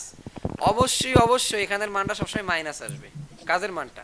আমি যদি এখানে মাইনাসটা ইউজ করি তাহলে এখানে মানটা আসবে প্লাস, তার মানে কাজের মানটা এত, কিন্তু আমার তখন বলে দিতে হবে, এখানে কিন্তু তখন বলে দিতে হবে যে রুদ্ধতাপের সংকোচনে কৃত কাজের মান এত। ঠিক আছে, আমি পুরোটা করে আবার বুঝাইতেছি এই কথাটা, এই লাইনটা আমি আবার ক্লিয়ার করবো। আরে আল্লাহ, আমি মুছে দিলাম। আচ্ছা যাই হোক, এটা তো বুঝতে যদি পারতেছো। মান মাইনাস আসতো তাহলে কি আমরা পেতাম? বুঝছি আমি ভাইয়া। আমি বলতেছি, আমি পুরো কথাটা আবার বলবো যে মান মাইনাস না আসলে কি করবো, আমি একটু বুঝাইতেছি। খারাপ, এটা 30 আর এটা কত 15, এখানে মানটা আসতেছে কত বলো তো, মাইনাস -20 16.02। হ্যাঁ এখানে চলে আসে দেখা যায়। আচ্ছা ওয়েট, আমি দেখতে পাইতেছি কত কই, হ্যাঁ 20 16.02, -20 16.02। বলতেছি এই কথাগুলা গুরুত্ব দিয়ে বুঝতে হবে একটু পরে। দেখো তাহলে আমি বলতে পারি এবি অংশে আমি পুরোটাকে লিখে ফেলি, সবাই ক্লিয়ারলি তাকাও। তাহলে এবি অংশে এন্ট্রপির মান হলো কি বলতো, Q1/T1। একটু খেয়াল করতে হবে। তাহলে Q1 এর মানটা কত বলতো, 24, আমরা বের করছি কোথায়, গতে 24.99.86 বাঘ T1 এর মান 434 দিয়ে দেওয়া হয়েছে এই যে এটা। হ্যাঁ, তাহলে এখানে মানটা চলে আসতেছে 5.67 জুল পার কেলভিন এন্ট্রপির। 76। এইবার হলো একটু খেয়াল করতে হবে, হ্যাঁ 76। একটু খেয়াল করো, এইবার হলো আমরা দেখি সিডি পথে, তাই না? আমরা জানি কি এই বিসি পথে তো নাই, এটা তো আমরা সবাই ভালো করে জানি, এগুলো শূন্য হয়ে যায়। এবার আমি বলি Q2/T2। একটু কেয়ারফুলি তাকাও, এখানে আমি পুরোটা বুঝাইলে তোমরা এখন মাথার ভিতরে একেবারে সম্পূর্ণ গাইথা যাবে, কোনো সমস্যা নাই। বাই এখানে কত 350 ইকুয়াল টু কি -5.67। একটু কেয়ারফুলি তাকাইতে হবে। আচ্ছা আমি যদি এবার বলি যে এন্ট্রপির পরিবর্তন, তাহলে Q1/T1 এই মানটা -Q2/T2। একটু খেয়াল করতে হবে, একটু খেয়াল করতে হবে এই মানটা। এবার আমি বলতে পারি কি 5.76, তাহলে -5.76 ইকুয়াল টু কি 0। আচ্ছা তোমরা একটা জিনিস লক্ষ্য করতে পারতেছো কিনা বলো তো, যে এইখানে আমি মাইনাস হয়েছে বাট এখানে আমি মাইনাসটা দিচ্ছি না, মাইনাসটা ইউজ করতেছি না। এইবার আসো আমরা এবার একটু মাথাটা খাটিয়ে কতগুলো কথা বুঝাই, অনেকগুলা কথা বুঝাই একসাথে, খুব কেয়ারফুলি দেখাইতে হবে। এইখানে তুমি মাইনাস দিতে পারো না দিতে পারো, সেটা তোমার ইচ্ছা। যদি তুমি মাইনাস দাও তাহলে তোমার এখানে মানটা আসবে কি প্লাস। তবে এখানে বলতে হবে তখন যে রুদ্ধতাপীয় সংকোচনে সমস্ত সংকোচনে কৃত গাছ এর মান 2016.02। তখন তারা কিন্তু বুঝে নিবে না। একটু খেয়াল করো, আমি এখানে প্লাস দিলে কোনো ভুল, আমি যদি এখানে মাইনাস দিয়ে করি কোনো ভুল নাই, আমি যদি প্লাস দিয়ে করি তাও ভুল নাই। তবে এখানে তখন মাইনাসের মান আইসেই পড়ছে, তখন তুমি ডিরেক্ট বলবো যে এখানে কৃত কাজ এর মান -2016.02। তাহলে তারা বুঝে নিতেছে মাইনাস দীক্ষাটা কি সংকোচনে মান, কাজের মান। কাজ কোনোদিন ঋণাত্মক হয় না, ঠিক আছে? তাহলে এখানে ঋণাত্মকটা দ্বারা প্রকাশ করে সংকোচন হয়েছে নাকি প্রসারণ হয়েছে। যদি ত্বরণের মতো যদি -2 মিটার/সেকেন্ড/2 থাকে তখন তুমি বুঝতে পারবে মন্দন হয়েছে, ঋণাত্মক ত্বরণ, ঋণাত্মক দিকে ত্বরণ হয়েছে। তাহলে এরকম তুমি দুইটা করতে পারো, তোমার ইচ্ছা, অ্যাজ ইউর উইশ। তুমি যদি চাও যে না মাইনাস দিয়ে বাচ্চার থেকে মাইনাস দিয়ে করাই, মাইনাস দিয়ে করলে এটা চলে আসবে প্লাস, এখানে চলে আসবে প্লাস, তখন মানটা কি এখানে আমরা কি সূত্র কিন্তু এখানে ঠিকই মাইনাস। দেখো এই যে Q2 এখন কি প্লাস, তাহলে সুতরাং মানটা কি মিলে গেছে। তুমি যদি এটা প্লাস ধরো, কাজের মানটা ঠিকই এখানে আমরা প্লাস আকারে বিবেচনা করতেছি। আমার কথা কি বুঝতে পারতেছো সবাই? তাইলে কথা হলো কি, এখানে যদি সূত্র যদি মাইনাস দেই মানটা আসবে প্লাস, তখন আমরা বলবো না সংকোচন হয়েছে নাকি, এখানে তখন বলতে হবে এখানে সংকোচন হয়েছে, সংকোচনের কথা বলতে হবে। আর যদি মাইনাস চলে আসে তাহলে তখন আর বলতে হবে না সংকোচনের মান এটা, ঠিক আছে? এটা ডাইরেক্ট কৃত কাজের মানই কি এটা। আশা করি সবাই এই কথাটা বুঝতে পারছো। তাইলে এটা নিয়ে আশা করি এখন আর কোনো ঝামেলা নাই। তাহলে আবারও বলি কথাটা, এখানে মাইনাস আমি দিতে পারি, দিলে মানটা প্লাস আসবে, মাইনাস নাও দিতে পারি তখন আসবে মানটা, মাইনাস না দিলে মানটা আসবে মাইনাসের, মাইনাস না দিলে মানটা মাইনাসের আসবে, তখন আমি বুঝতে হবে এটা সংকোচন। আর মাইনাস দিলে মানটা আসবে প্লাসের, তখন লিখে দিতে হবে যে এটা সংকোচনে কৃত কাজের মান এত। মাইনাস আসলো আমি লিখবো যে প্লাস দিয়ে, প্লাস আসলো লিখবো আমি প্লাস দিয়া। এবং যদি প্লাস দিয়ে লিখি ব্যাপারটা বলতে হবে যে এর মধ্যে সংকোচনে কৃত কাজের মান এত। আশা করি আমার কথাটা সবাই বুঝতে পারছো, ঠিক আছে? লাস্ট পর্যন্ত আসা কিন্তু আমাদের প্রোডাক্টটা ঠিকই মিলছে, যে এখানে আমরা প্লাস আকারে এটারে কি করছি বিবেচনা করছি, আনলে কিন্তু মাইনাসে মাইনাসে প্লাস হয়ে যেত, মানটা মাইনাসে মাইনাসে প্লাস হয়ে যেত। তাহলে কিন্তু এখানে আমি এটা যদি আমি এই মাইনাস বিবেচনা করতাম, এই মাইনাস বিবেচনা করতাম, তখন কিন্তু এটা কিন্তু আমার মাইনাসে মাইনাসে প্লাস হয়ে কিন্তু শূন্য হয়ে যেত। কথা ক্লিয়ার আমার কথা? তাহলে আশা করি এটা বুঝতে পারছো। কাজের মান ঠিকই আমরা প্লাস ধরবো, বাট ওই ত্বরণের মতো, ত্বরণ হইল মাইনাস। প্লাস কেন হইতো? হ্যাঁ ওইখানে যদি হ্যাঁ মাইনাস থাকতো হ্যাঁ এখানে যদি মাইনাস দিলে তো ওইখানে মাইনাস হয়ে গেল, মাইনাসে মাইনাস প্লাস হয়ে প্লাস যেত। হয়ে যেত। হ্যাঁ এইটাই, এই যে আমি যদি এখন মানটাকে মাইনাস বিবেচনা করতাম, হ্যাঁ তাহলে তো T2 তখন প্লাসের হইতো। হ্যাঁ প্লাসের হইতো। একটু খেয়াল করো, আমি যদি T2 এইখানে, মাইনাস তখন হ্যাঁ তো শূন্য হইতো। একটু খেয়াল করো, আমি যখন এখানে প্লাস মাইনাস না দিছি তখন আমার মানটা কি আসছে বলো তো? মাইনাস মাইনাস আসছে না আমার মানটা? যখন আমি কি দিছি, মাইনাস না দিছি, খেয়াল করো মাইনাস যখন আমার মানটা কিসের আসছে? মাইনাসের। আমার এখানে Q1/T1 মাইনাস Q2/T2, তাইলে খেয়াল করো তো আমি যদি এখানে মাইনাসের মানটা এখানে বসাই তাহলে এখানে মাইনাস না? তাহলে সুতরাং আমাদের কৃতকাজের মানটা কি, তাহলে সুতরাং আমাদের মাইনাস হচ্ছে কি হয়ে গেছে, প্লাস হয়ে গেছে না তখন মানটা? বোঝা যায় কি মানটা মাইনাস বোঝা যায় কিনা? তাইলে আমার এখানে ভালো করে খেয়াল করতে হবে যে তুমি একটা কাজ করো। তাহলে আমি আমি তোমাদেরকে একটা সাজেশন দিয়ে দিই, তোমাদেরকে সবাইকে একটা ছোট্ট সাজেশন দিয়ে দিই। সাজেশনটা হলো যে তোমরা এই দফে মানটা মাইনাস দেওয়া করবা, বইতে যেমন মানে থাকুক, ঠিক আছে? তাহলে আমি ছোট্ট একটা সাজেশন দিয়ে দিতেছি। তাহলে সাজেশনটা কি বলো তো? আমি একবার সিম্পলি বলে দিতেছি যে এইখানে অলওয়েজ মাইনাস দেওয়া কাজ করবা, মানটা প্লাসের আসবে তখন একটু বলে দিতে হবে, একটু কষ্ট করে বলতে হবে যে রুদ্ধতাপীয় সমস্যা সংকোচনে কৃত কাজের মান এত, শেষ। তাহলে আমি সাজেস্ট করে দিলাম প্লাস দেওয়া করবা, মাইনাস দেওয়া করবে এখানে, শুধু এখানে মাইনাস দিবে, মানটা প্লাসের আসবে, আর এখানে মানটা প্লাসের আসবে তখন আমরা বিয়োগ দিয়ে দিতে পারবো। ক্লিয়ার আমার কথা? মোরাল অফ দ্য স্টোরি বুঝতে পারছো? মাইনাস দিয়েই করবা, ঠিক আছে? একটা সাজেশন দিয়ে দিলাম, কারণ আনলে ফ্যাসিয়া যাইবা তোমরা কোনটা দিয়ে করবা। আমি আবারও বলি দূরে দিয়ে করলেই হবে, দূরে দিয়ে করলে অঙ্ক হবে, অঙ্ক কাটার কোনো চান্স নাই তাদের। আমার কথা বুঝে গেছে? আশা করি বুঝতে পারছো। তাইলে কথা হইলো তুমি মাইনাস দিয়ে করো, ঠিক আছে? সাজেশন এটা দিয়ে দিলাম, মাইনাস দিয়ে করবা, সবাই মাইনাস দিয়ে করবা। মানে তাইলে তৃতীয় দফায় সংকোচনের মানটা মাইনাস দিয়ে করবা, তবে লিখে দিতে হবে একটু, মানটা প্লাসের আসবে। মানে এই কথাটা বারবার কেন বলতেছে আমি আবার বলি, তুমি যদি মাইনাস দাও সূত্রে মানটা আসে প্লাসের, তখন কেমন জানি লাগে না যে কিরে বলতো সংকোচন বাট আস্তে আস্তে প্লাসের মান, তাহলে এটা কেমন হইলো? তখন এই জন্য বাংলা কথাটা বলে দিতে হয়। আমার মনে হয় কথাটা সবাই ক্লিয়ার লেভেল মাথায় আসছে। যদি হয়েছে সংকোচন, বলতেছে সংকোচন দাপ এটা, বাট মান আসছে প্লাসের, তাহলে সুতরাং এই জন্য আমরা বাংলা কথাটা একটু বলে দিতে হবে, একটু বেশি করতে হবে, এই আর কিছু না। তখন তোমরা ধরবা মাইনাস, মানটা প্লাসের আসলে বলে দিবা, শেষ। ওকে ডান।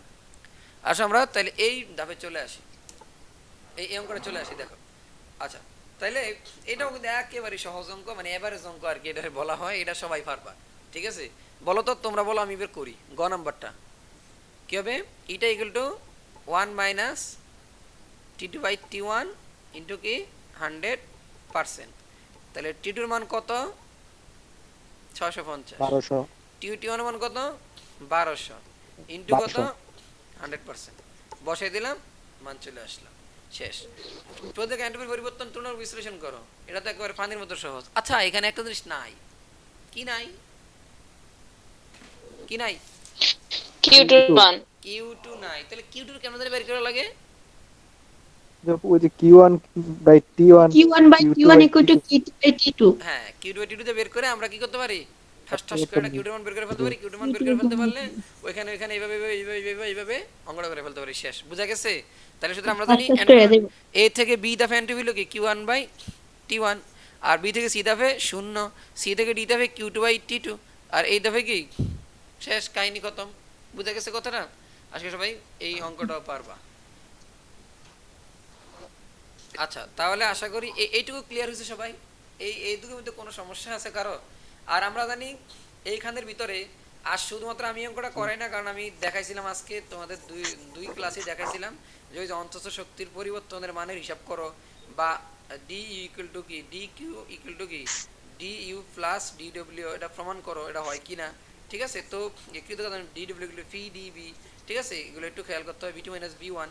আবার ডি কিউ ইকুয়াল টু কি n C P d T, d equal to কি n C V d T, এবং প্রত্যেকটা মান হবে সিভির মান তুমি বের করতে জানো, gamma R by gamma minus 1, CV হলো কি gamma R by gamma minus কি 1। তাহলে এগুলো মোটামুটি সবাই জানো, শুধুমাত্র আর একটু বেশি মনে আছে নি এগুলো সব। সিভি ইকুয়াল টু কি gamma R by gamma minus 1, আর হলো কি আর বাই গামা মাইনাস 1। এগুলো মোটামুটি সবাই জানো, এবং এগুলো দিয়ে কাহিনী কুহিনী খতম করে ফেলতে পারবো আশা করি। এইটুকু যা করাইছি না এখান থেকে দেখবা যে কমন পড়ে গেছে, ঠিক আছে? তোমরা তো অনেক অঙ্ক করছো, কিন্তু আমার আশা যে এইটুকুর মধ্যে ইনশাল্লাহ আমাদের কমন পড়ে যাবে, ঠিক আছে? আমরা একটু বেশি ব্রটে And যাব। for this with হ্যাঁ, একটু খেয়াল করো, এটা যদি আমি একটু বলি, এখানে কি বলতেছে যে আপেক্ষিক রোধ কাকে বলে, সবাই এটা ভালো করে শোনো। একক স্যার দৈর্ঘ্য আপনার কি বলি না নাই এক, হ্যাঁ কেউ কিছু বলতেছো? আপনি কোন কি করছিলেন কিছুই বোঝা যায় না। ওই যে আগের অঙ্কে হ্যাঁ, যে ডি ডাব্লিউ আবার ডিইউ কিভাবে যেন বের করছেন হ্যাঁ, ওইটা যে কিভাবে বলতেন যে এন সিপি একটা ধরছেন একটা এন সিবি ধরছেন হ্যাঁ, নেই ডি কে ইকুয়াল টু কি এনসিপিডিটি, এটা জানো না সবাই? আর ডি ইউ ইকুয়াল টু কি এনসিবিডিটি। আর সিপি আর সিবির রাশিমালা তো আমরা জানি, এটাই বলছিলাম। বুঝা গেছে? ও আচ্ছা আচ্ছা ওকে, একটু খেয়াল করতে হবে আপেক্ষিক রোধ কাকে বলা হয়। আমরা জানি কি একক দৈর্ঘ্য ও একক প্রচ্ছদ ক্ষেত্র বিশিষ্ট কোন পরিবাহী রোধকে আপেক্ষিক রোধ বলে। ওকে, বিদ্যুৎ ব্যয় হিসাব করা হয় কিভাবে? আমরা জানি কিলোওয়াট ঘন্টায় করা হয় সবসময়, বিদ্যুতের যে অপচয় ব্যয়গুলো হয় সেগুলো করা হয়। আচ্ছা, এগুলো একেবারে এভারেজ অঙ্ক, বুঝছো? আমি এভারেজ অঙ্কগুলোই করাইতেছি, কারণ আমরা দেখতে পাইতেছি যে আমাদের সব এভারেজ অঙ্কগুলোই দিতেছে, মোটামুটি এভারেজ অঙ্কগুলোই আর ফলো করতেছে দেখা যায় তারা। একটু খেয়াল করে, আমরা যেন এভারেজগুলো সবচেয়ে বেশি করতেছি। বর্তনীর মূল প্রভাব বের করো। তাহলে বর্তনীর মূল প্রভাব বের করার জন্য একেবারে পানির মতো সহজ কাহিনী। তাহলে এই দুটো কি বলতো, আগে কিছু বের করতে হবে সমান্তরালে। তাহলে হবে কি বলতো, 1/6 প্লাস 1/3 হোল ইনভার্স এটা। তাহলে এটা যদি বের করি তাহলে এটার মানটা কত আসে বলতো, কত আসে এটা? ও আচ্ছা, এখানে তিনটা তো কিসে আছে দেখো তো, সমান্তরালে। কারণ এই দুটো সমান্তরালে করলে আবার এটার সাথে আবার সমান্তরালে আছে, তাহলে আমি তিনটা সমান্তরালে দিয়ে সমান্তরালে। দিতে পারি। 1/6 প্লাস 1/3 প্লাস 1/12 ইনভার্স। তার সুতরাং এখানে আমরা ক্যালকুলেশন করলে দেখা যায় আমার মানটা কত, 12 ভাগের কত 7। এটা তো জানো তাই না সবাই? তাহলে এবার আমরা বলতে পারি কি জি স্যার। I ইকুয়াল টু কি B বাই R। তাহলে B এর মান কত বলো তো? 7/12। 8। আর এখানে কত, R ইকুয়াল টু 12/7 বসাই দিলাম। তাহলে তোমার এর মান কত, 4.67। তাহলে এটা হলো বর্তনীর মূল প্রবাহ চাইছে, তাহলে মূল প্রবাহ বের করে ফেলতে পারলাম। ক্লিয়ার এইটুকু? আচ্ছা, এবার আমি যদি বলি যে এখানে একটু খেয়াল করো। আচ্ছা, বর্তনীর মূল প্রবাহ বের করা বুঝছো তো সবাই? জি। তাহলে আমরা কি করলাম, এই তিনটাই কিন্তু কিসে আছে, সমান্তরালের মতো করে আছে, তাই না? সমান্তরালে। কারণ আমি যদি দুইটা আলাদা কইরাও দিতাম তাও কিন্তু সমান্তরালেই থাকতো।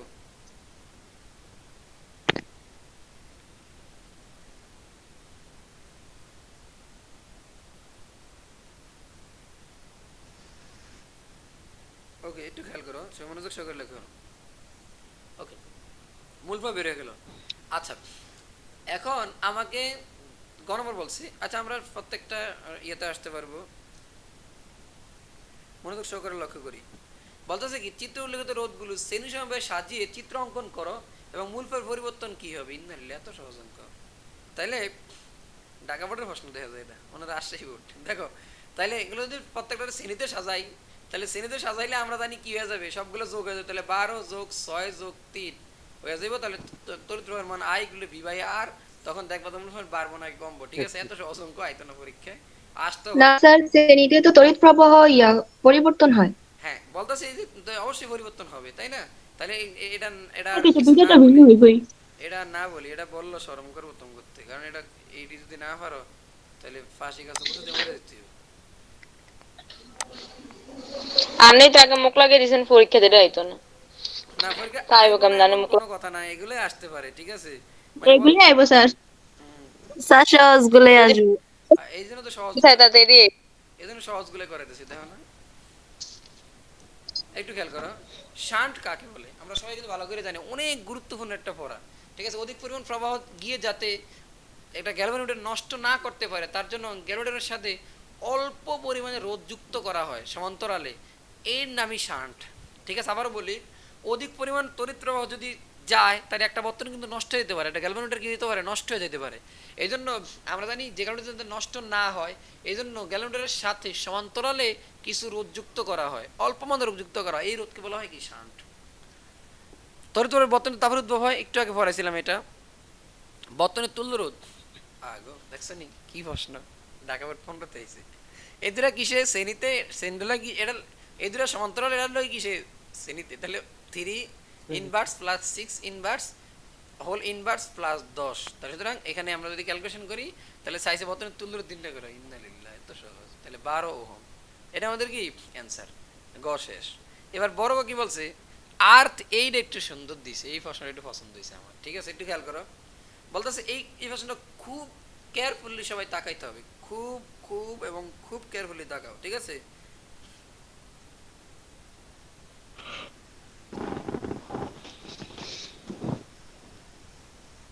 মনোযোগ সহকারে লক্ষ্য করো।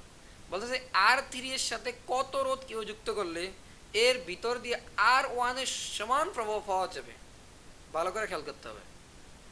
আমরা আগে তাইলে কয়টা জিনিস বের করা উচিত, আমরা বের করা উচিত যে বর্তনীর মূল প্রবাহ বের করে ফেলি আগে, বর্তনীর মূল তড়িৎ প্রবাহ। তাহলে যদি বর্তনীর মূল প্রবাহ বের করি তাহলে I ইকুয়াল টু বলতো V/R, V/R তাহলে B কত 6, তাহলে R তো আমরা বের করলাম গ থেকে কত 12, 12 মানে বর্তনীর মূল প্রবাহ 12। তাহলে আমাদের মানটা কত আসছে, হাফ বা 0.5 ওহম, এটা হলো বর্তনীর মূল প্রবাহ। আচ্ছা, তাহলে আমাদের এইবার যদি বলে, আমাদের বলতেছে কি বের করতে বলো তো, বলছে R3 এর সাথে কত রোধ কিভাবে যুক্ত করলে এর ভিতরে দিয়ে R1 এর সমান প্রবাহ পাওয়া যাবে। তাহলে আমরা কি করি, R1 এর মধ্য দিয়ে কত প্রবাহ যায় সেটা বের করে ফেলতে পারি। R1 এর মধ্য দিয়ে প্রবাহিত তড়িৎ I1 কত, তাইলে আমি কিন্তু ওই দিনের শর্টকাট সূত্র শিখাইছিলাম, I1 ইকুয়াল টু, আমরা জানি যেটা বের করব তার বিপরীতটা উপরে নিচে দোনোটা ইনটু মূল I, তাই না। আমি আবারও বলি সূত্রটা কি ছিল বলো তো, R1 এর মধ্যে প্রযোজ্য, এটা শুধু দূরে থাকলে বের করা যাবে, এটা শুধু দূরে থাকলে বের করা যায়, বেশি থাকলে বের করা যাবে না, ঠিক আছে। তাহলে R1 এর মধ্যে প্রবাহিত তড়িৎ I1 ইকুয়াল টু বিপরীতটা উপরে নিচে দোনোটা ইনটু কি I। সুতরাং আমি বলতে পারি বিপরীতটা কত 6 আর দোনোটা কত 6 প্লাস 3 ইনটু মূল প্রবাহ I 0 কত 5। সুতরাং আমি যদি বলি 6 এর 3 এর 9, 9 এর 2 এর 5, এত দিলে এত, এত দিলে এত, মানটা কত 1/3, তাহলে 1/3 অ্যাম্পিয়ার। তাইলে আমরা বুঝে গেলাম মানটা হবে 0.33 অ্যাম্পিয়ার, একটু খেয়াল করতে হবে। তাইলে তারা বলতেছে যে খুব খুব কেয়ারফুলি দেখাও যে R3 এর সাথে কত রোধ কিভাবে যুক্ত করলে R1 এর সমান তড়িৎ প্রবাহ পাওয়া যাবে।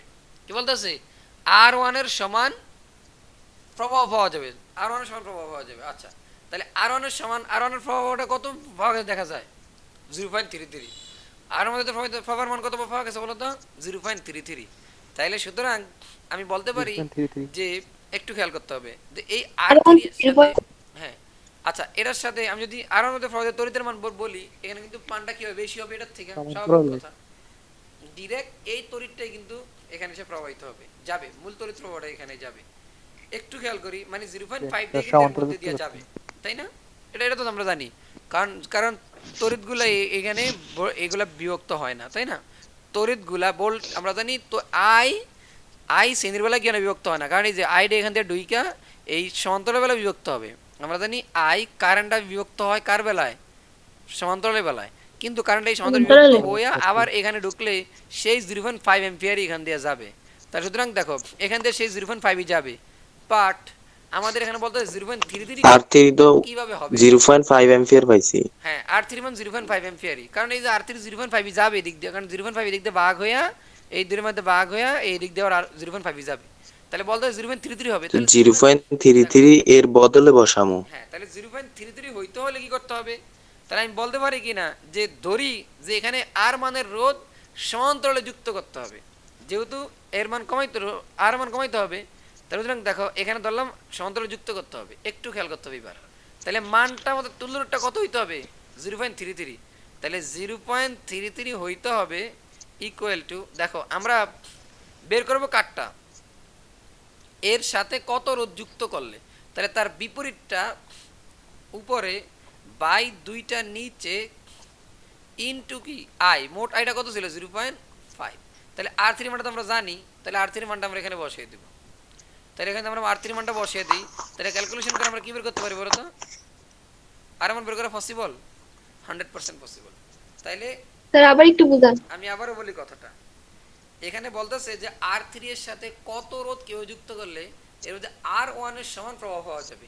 তাহলে আমরা আরো I এর মধ্যে যে প্রবাহ তড়িৎ হলো 0.5, I বলতে মানে পুরো বর্তনীর মধ্যে প্রবাহ তড়িৎ। তাহলে আমরা জানি তড়িৎ কিন্তু শ্রেণীর বেলায় বিভক্ত হয় না, তড়িৎ শ্রেণীর বেলায় কি হয় না, বিভক্ত হয় না। তাইলে আমরা জানি তড়িৎ শ্রেণীর বেলায় বিভক্ত যেহেতু হয় না, সেহেতু এদিক দিয়ে যদি 0.5 এম্পিয়ার ঢুকে, যেহেতু 0.5 এম্পিয়ার, দেখো 0.5 এম্পিয়ার যদি খেয়াল করো একটু, এদিক দিয়ে ঢুকে, তাহলে এদিক দিয়ে ঢুকে কিন্তু আমরা জানি শ্রেণীর বেলায় বিভক্ত হয় না, বাট সমান্তরাল বেলায় বিভক্ত হয়ে যায় তড়িৎ। তো এদিক দিয়ে বিভক্ত হইয়া যায় আবার বাইরে এখান থেকে কত বাইরে 0.5 এম্পিয়ার বের হবে। তাহলে বোঝা গেল যে R3 এর মধ্যে যায় কত এম্পিয়ার বলো তো, 0.5 এম্পিয়ার R3 এর মধ্যে দেওয়া যায়। এইবার তাহলে বুঝলাম যে R3 এর মধ্যে যায় কত এম্পিয়ার, 0.5 এম্পিয়ার। বাট হেরা কইতাছে যে R1 এর মতো কেমনে বানান যাবে। তাইলে এরা বলতেছে যে 0.5 এম্পিয়ার যায়, বাট আমরা চাইতেছি যে এখানে যাবে কত বলতো, 0.3 এম্পিয়ার। তাহলে বোঝা গেল আমরা জানি যে এই কারেন্টটা ডিভাইড হবে যদি কোনো একটা জিনিস তার সাথে কি যুক্ত করি বলতো, সমান্তরাল যুক্ত করি, আদারওয়াইজ কি কারেন্ট ডিভাইড হবে, ডিভাইড তো হবে না। তারা চাইতেছে যে 0.5টারে ডিভাইড কইরা এই R3 এর মধ্যে তুমি 0.33 বানিয়ে দিতে হইব, মানে এর মধ্যে 0.33 যাবে আর এর মধ্যে বাকিটা যাবে আর কি। তাইলে আমরা ধরলাম যে এর সাথে আর যুক্ত করলাম, এর মধ্যে বাকিটা যাবে, এর মধ্যে 0.33 যাবে। তাহলে আমরা ধরলাম এটা বের করতেছি, তাহলে এটা কত 0.33, এটা 0.33, যারে বের করব তার বিপরীতটা উপরে আর নিচে দোনোটা ইনটু কি I। তাহলে এখান থেকে আর মান বের করে ফেলতে হবে। সুতরাং কত রোধ আমরা যুক্ত করতেছি, কি বোঝা গেছে ব্যাপারটা? জি স্যার। R3 এর মান তাহলে কোনটা বসাবো? 0.33। R3 মান 10 বসাইবা, তুমি 0.33 বসাই দেখি। সবাই কি ক্লিয়ারলি বুঝতে পারছো? অঙ্কটা কি বুঝতে পারছো সবাই? কেউ না বুঝলে বলো, ইয়েস নট বলো। আর ওয়ান বানাইবো কেমনে, আমি আর বুঝি না। R1 বানাইবো না, R1 এর মধ্য দিয়ে যে তড়িৎ যায় তার সমান প্রবাহ বানাইতে হবে, ঠিক আছে? এইবার আমি আবার একটু বলি, একটু কেয়ারফুলি সবাই তাকাও, আমি আবার এই অঙ্কটা বুঝাইতেছি, ঠিক আছে? একটু একটু খেয়াল করো, আমি আবার বুঝাচ্ছি, সবাই খুব কেয়ারফুলি তাকাও। একটু ক্রিটিক্যাল আছে ব্যাপারটা, তবে ক্রিটিক্যাল থাকলেও ফার্মুলা যায় এমন না, না পারার মতো না। আমি কয়েক হাজারবার voltage divider rule, current divider rule বুঝাইতেছি, voltage divider rule, current divider rule বুঝাইতেছি। সবাই খেয়াল করো, আমি ওই দিন বলছিলাম মুখস্থ একটাই রাখবা, কি হয় বলো তো, শ্রেণীতে ভোল্টেজ ডিভাইড হয়ে যায়, শ্রেণীতে কি হয়ে যায়, ভোল্টেজ ভাগ হয়ে যায়। তাই এটা যদি খেয়াল রাখতে পারো, শ্রেণীতে ভোল্টেজ কি হয়ে যায়, ভাগ হয়ে যায়, মানে ভোল্টেজগুলো ভাগ হয়ে যায়, আর সমান্তরালে ভোল্টেজগুলো ভাগ হয় না। তো একটু খেয়াল করতে হবে, মনোযোগ সহকারে লক্ষ্য করি। এখানে আমাদের কারেন্টের কথা বলতেছে, বলছে R3 এর সাথে কত রোধ কিভাবে যুক্ত করলে, R3 এর সাথে কত রোধ কিভাবে যুক্ত করলে R1 এর সমান প্রবাহ পাওয়া যাবে। একটু খেয়াল করতে হবে, R1 এর সমান প্রবাহ পাওয়া যাবে। তাহলে আর আমাদের তাহলে বের করার বিষয় হলো R1 এর প্রবাহটা কত, R1 এর মধ্যে কত প্রবাহ পাওয়া যায় আমরা একটু বের করে ফেললাম। আমরা বের করে ফেললাম কিভাবে, সূত্রের মাধ্যমে। এটা যদি অন্যভাবে বের করি সেটাও বের করা যাইতো, সেটা কিভাবে, এইটুকুর মধ্য দিয়ে, আচ্ছা ওইভাবে বের করে দেখাই, আবার ওইভাবে বের করে দেখাই, একটু সময় দিই এই অঙ্কটার ভিতরে, সবাই একটু খেয়াল করো। আমি যদি ওইভাবে বের করতে চাই তাহলে কি করতে পারি, একটু খেয়াল করতে হবে। আমি যদি ওইভাবে বের করতে চাই তাহলে কীভাবে বের করতে হবে, একটু খেয়াল করো। এর আমার দুইটা আছে, কাজ করে একটু খেয়াল করি। এই 6 ভোল্ট, একটু খেয়াল করতে হবে, দেখো এই 6 ভোল্ট এর যখন যাবে, এদিক দিয়ে যখন যাবে, আমরা জানি এই সমান্তরাল বেলায় ভোল্টেজ বিভাগ হয় না, ঠিক আছে? তাহলে এদিক দিয়ে 6 ভোল্ট যাবে, এদিক দিয়ে 6 ভোল্ট যাবে, একটু খেয়াল করতে হবে। এইবার চলে আসো যে এর মধ্য দিয়া, তাইলে আমরা জানি 6 ভোল্টটা এদিক দিয়ে আইসা এর মধ্য দিয়ে কিন্তু এইটার মধ্যে যখন ঢুকবে তখন কিন্তু এর মধ্যে দিয়ে একটা ভোল্টেজ যাবে। এখন দেখো এর মধ্যে কিন্তু সেম ভোল্টেজটা যাবে না, আমরা জানি 6 ভোল্ট এর দূরের মধ্যে যা হবে এর দূরের মধ্যে কি বাকিটা হবে। ধরো 6 ভোল্টের 4 ভোল্ট যদি এই দূরের মধ্যে যায় আর 2 ভোল্ট কি এখানে যাবে, তাইলে আলটিমেটলি বোঝা গেল যে এই দূরের মধ্যে একটা ভোল্টেজ আছে। তাইলে একটু যদি খেয়াল করে থাকি আমরা, মনোযোগ সহকারে লক্ষ্য করো, তাইলে আমরা এবার কি করব, এর এই দুটার জন্য একটা কি বের করতে হবে বলো তো, ভোল্টেজ বের করতে হবে। তার মানে জানি এই দুটোর মধ্যে ভোল্টেজ কি, ভি ইকুয়াল টু কি আর পি ইনটু কি আই। তাহলে এখানে আর পির মান কত, এর দূরের জন্য তড়িৎ প্রবাহের মান কত ছিল বলো তো, 2 ইনটু আই। আই হলো মূল প্রবাহ ছিল কত বলো তো, 0.5। 0.5। তাহলে ভোল্টেজ কত এখানে 1, তাহলে এদের মধ্যে ভোল্টেজ কত 1, তাহলে যদি ভোল্টেজ যদি 1 হয় তাহলে সুতরাং আর 1 এর মধ্যে দিয়ে প্রবাহিত তড়িৎ আমরা জানি কি বলতো I equal to B by R, তাহলে I1 equal to B by R1, তাহলে ভোল্টেজ কত 1, তাহলে R এর মান কত হলো তো 3, তাহলে সুতরাং 0.33। এটা কিন্তু এভাবে বের করা পসিবল, তাই না? যেভাবে বের করো তুমি, যে আমরা ডিরেক্ট সূত্রটা করছিলাম, এটা দিয়ে করছিলাম I1 equal to যারটা বের করব তার বিপরীতটা উপরে বাই নিচে দুটোটা ইনটু I, এভাবে বের করা পসিবল।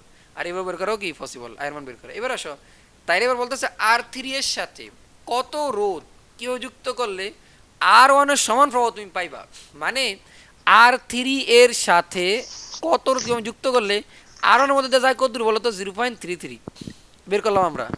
তাহলে তারা বলতেছে এই R1 এর মধ্য দিয়ে আমরা জানি কি R3 এর মধ্যে কত দূর যায়, সবাই এটা জানো, যেহেতু এখানে মূল প্রবাহ 0.5, তার আমরা জানি এই 0.5 এই দিক দিয়ে যায় ভাগ হয়ে এই দূরের মধ্যে ভাগ হয়, বাট আমরা জানি এইখানে এসে আবার 0.5 R3 এর মধ্যে দিয়ে যায়, বাট তারা বলতেছে এই 0.5 যে R3 এর মধ্যে দিয়া, কিন্তু তারা এখন চাইতেছে যে 0.33 যাবে সেটা কিভাবে, 0.33 যাইতে হবে সেটা কিভাবে।